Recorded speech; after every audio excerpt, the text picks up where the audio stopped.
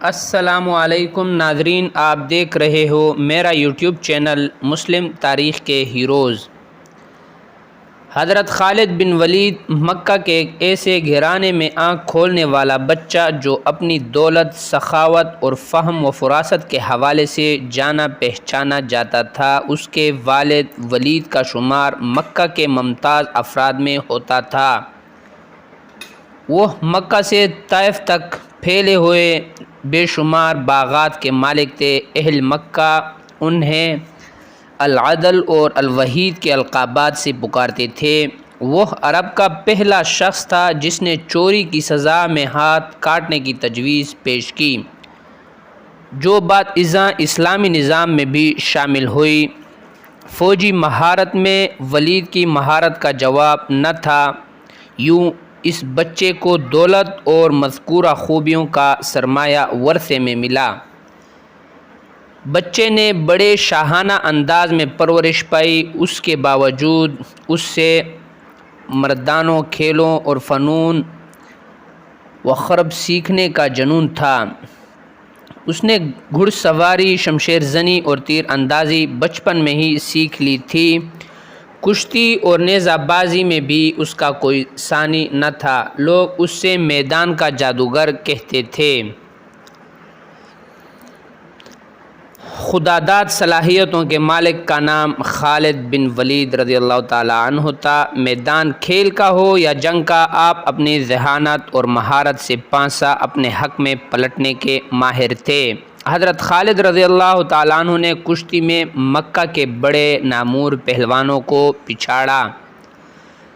قبول اسلام سے پہلے حضرت خالد رضی اللہ تعالیٰ عنہ اسلام کے سخت مخالفت کیا کرتے تھے۔ آپ اسلام اور مسلمانوں کو نقصان پہنچانے کی ہر ممکن کوشش کرتے اور میدان جنگ میں مسلمانوں کے خلاف پیش ہوتے تھے۔ جنگ احد میں مسلمان فتح یاب مسلمانوں کو شدید نقصان پہنچانے والے خالد بن ولید رضی اللہ تعالیٰ عنہ ہی تھے۔ ذہانت، حاضر دماغی، تجزیہ کرنے اور جنگی حکمت عملی میں آپ کو کمال حاصل تھا۔ اسی ذہانت، حاضر دماغی، جنگی سوچ بوجھ نے حضرت خالد کو کچھ عرصے سے عجیب ذہنی کشمکش میں مبتلا کر رکھا تھا۔ یہ سن 628 کا موسم بہار تھا۔ پودوں پر کلیاں پھول بن کر کھل رہی تھیں، بازاروں میں رونق بڑھ رہی تھی۔ حج کا زمانہ قریب آ رہا تھا، اسی لیے عارضی دکانوں اور ٹھیلوں نے شہر میں چہل پہل بڑھا دی تھی۔ لیکن عجیب بات تھی کہ اس بار مخزوم کا شہزادہ خالد بن ولید کچھ اداس اور کھویا ہوا تھا۔ وہ شہر میں منعقد ہونے والے جسمانی اور جنگی کھیل تماشوں کے مقابلوں سے بالکل لا تعلق تھا، جن میں وہ ہمیشہ بڑھ چڑھ کر حصہ لیتا تھا۔ اس کی سوچ کا محور اسلام کی ہر روز بڑھتی ہوئی طاقت تھی۔ حضرت خالد رضی اللہ تعالیٰ عنہ سوچ رہے تھے کہ اب تک اسلام کے مخالفین نے مسلمانوں کو میدان جنگ میں 28 بار للکارا ہے، لیکن اپنی تمام تر عددی برتری اور بہتر جنگی ساز و سامان کے باوجود ذلت اٹھائی۔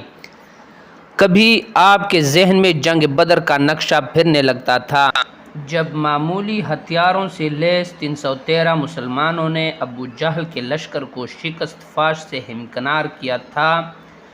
کبھی جنگ احد میں مسلمانوں کی ثابت قدمی اور جان نثاری آپ رضی اللہ تعالیٰ عنہ کی آنکھوں میں پھرنے لگتی، تو کبھی حضرت خالد رضی اللہ تعالیٰ عنہ چشم تصور سے مکہ کے ناقابل شکست پہلوان اذکار کو رسول اللہ صلی اللہ علیہ وسلم کے ہاتھوں خاک چاٹتے ہوئے دیکھتے۔